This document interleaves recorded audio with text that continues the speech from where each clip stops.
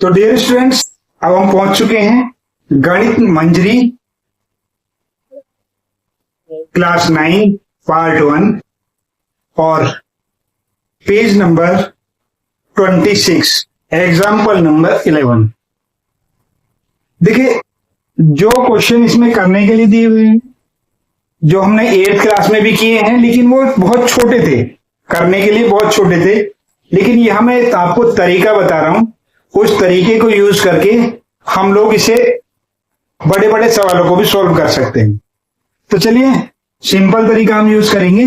हम यहां ले रहे हैं एग्जाम्पल नंबर 11 और पेज नंबर है हमारे पास में 26। तो जो एग्जाम्पल है वो कह रहा है, a telecom company charges a fixed monthly fee and an additional cost per GB of the internet data used. A student observed that when she used 10 GB, her bill was 350. When she used 20 GB, her bill was 550. If the monthly bill Y deposits, Y depends on the amount of the data used X. According to the relation Y equals to AX plus B, find the value of A and B. तो यहां पे सीधा सीधा एक equation दिया हुआ है, तो उससे इक्वेशन क्या बनेगी हमारे पास में, जो फर्स्ट कंडीशन, इसमें हमें कंडीशन लिखनी पड़ेगी। सी कंडीशन 1 जब उसने 10 GB यूज किया है, ठीक है, तो 10 GB के लिए जो फार्मूला, जो हमारी इक्वेशन है वो है AX y equals to AX plus B, इस तरीके से। तो हम इसमें इस वैल्यू को प्लेस कर देंगे। तो जो कंडीशन 1 बनती है हमारे पास में, वो बनती है 350 equals to 10A plus B। Equation 1 नाम दे दिया इसे हमने, ठीक है। कंडीशन 2 हमारे पास में क्या है, कंडीशन 2 है हमारे पास में, या कंडीशन 1 ऐसे लिख लेते हैं जैसे इक्वेशन के लिए लिखते हैं। तो ये क्या कह रहा है, 550 हो जाता है जब वो डाटा यूज करता है 20 GB यानी प्लस B। अब इसको हमें सॉल्व करना है। सॉल्व करने का मतलब क्या है, इससे A और B की वैल्यू फाइंड करनी है, क्योंकि इसमें यही वैल्यू है A और B। तो इन्हें सॉल्व करना है।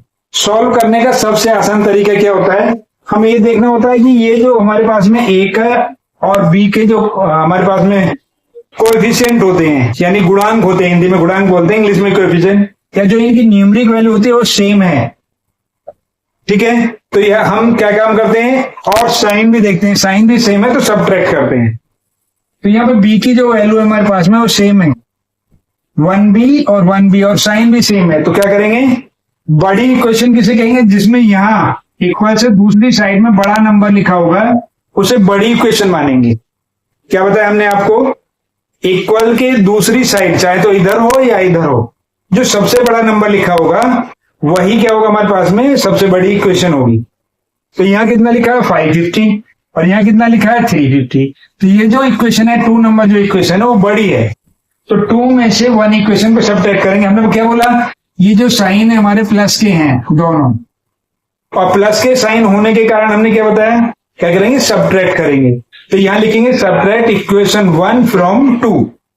क्या लिखेंगे, सबट्रैक्ट इक्वेशन 1 फ्रॉम 2। क्यों, 2 बड़ी है, बड़ी में से छोटी घटाएंगे। तो हम सीधा सीधा लिख लेते हैं। देखो, पूरा करके दिखा रहा हूं मैं आपको, मैं इसे पूरा करके दिखा रहा हूं। अगर आप मन से इसे पढ़ेंगे तो बहुत आसानी से इसे कर लेंगे, ठीक है। तो अभी क्या होगा, हमारे पास में 350 हो गया, और ये कितना 10A प्लस B हो गए।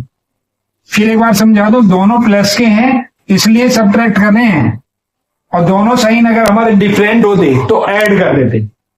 तब क्या करते हैं, हम ऐड करते हैं, ऐड मीन्स जोड़ देते हैं।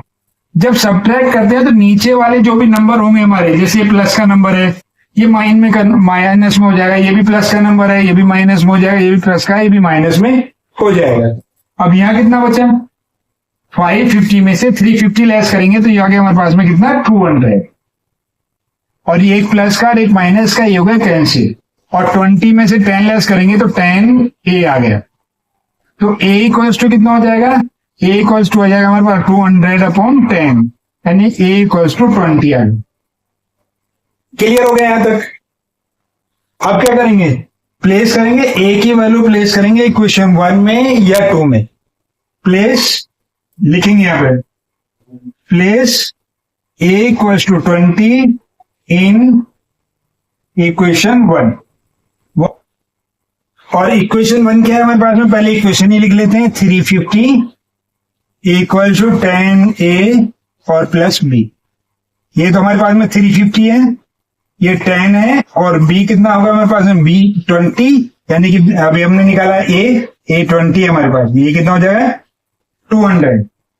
इसी को इक्वेशन को अगर हम सॉल्व करते हैं तो इसी को हम यहां लिख लेते हैं, 350 इक्वल्स टू कितना हो जाएगा 200 प्लस b। तो इसे हम सीधा सीधा लिख लेंगे, अगर हम ऐसे लिखें 200 प्लस b इक्वल्स टू 350। क्या किया हमने, ट्रांसपोज किया।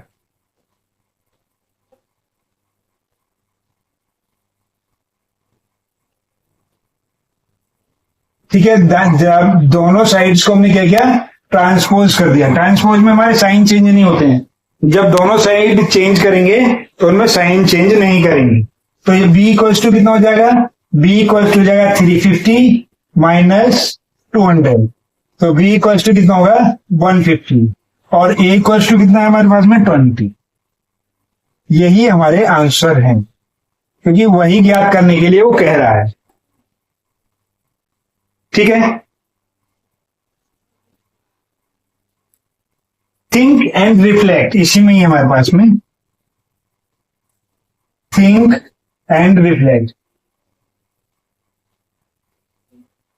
क्या कह रहा है, can you guess what the number 20 and 150 in a equation represent.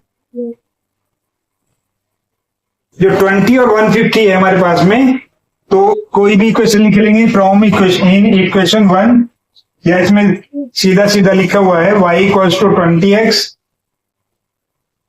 Plus 150 represent. जो 20 है हमारे पास में, वो किस चीज को प्रेजेंट कर रहा है, a को। क्या है हमारे पास में, y equals to 20x plus 150। तो इसे हम कंपेयर करते हैं y equals to ax plus bc।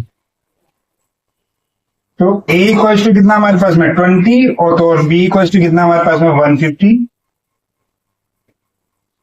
ये भी हम बता सकते हैं। जो हमारा क्वेश्चन था, यानी थिंक एंड रिफ्लेक्ट में जो क्वेश्चन पूछा था, उसका आंसर हमने ये बता दिया। तो ये क्लियर हो गया।